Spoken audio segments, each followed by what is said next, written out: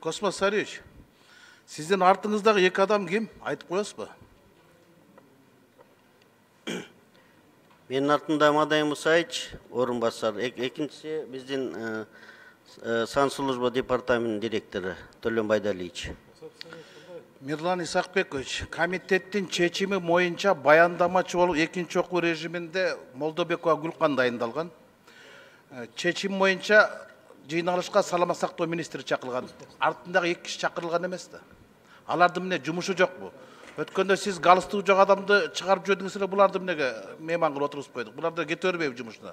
Бұлар көчөт телефонограмма менен бизге айтылған кимдер келет деп ошол темасын бергенбиз. Мен комитеттин чечимин айтып атам. Сиз анын айтыкка акыңыз жок. Экинчи мына Космосбек Сарыевич көрдүңүзбү? Бүгүнкү сизге берген суроолордун көбү коомдук саламат сактоо жөнүндөгү мыйзамга эмес, сиздин унааңызга көбүрөөк кызыгып атат да. Бул өкмөттүн өкүлү Ашырбек Майданович чыгып койсоңуз, бул өкмөткө өнөкөт болду да. 2016-жылы Замирбек Айдаров деген унаа министри, жол министри, Чайна роодтун жол тандабасы минип, анан кызматынан кеткен. Өнүгүү фракциясы ушундай талап койгон. Андан кийин Дүйшөнбек Зыралиев дагы Кытай компаниясына Осо Тоолун деген компаниянын 570 жол тандабасы минип, ада кызматынан кетти.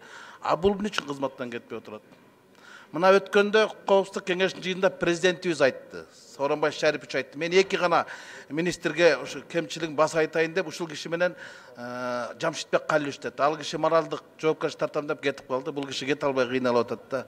Ана мындайда сиз президентти дагы шеринелешиңиз, премьерди дагы, депутаттарды дагы, бизди дагы, элди дагы кыйнабай кетип эле калсаңыз жакшы болмок да. Мен сизге жардам берейин да. Сиз мага жооп бере беле коюңуз. Мен өзүмдүн сунуштумду айтып атам. Бул мыйзам боюнча берип аткан жок. Мен сиздин ыйманыңыз боюнча сурооду берип атам да.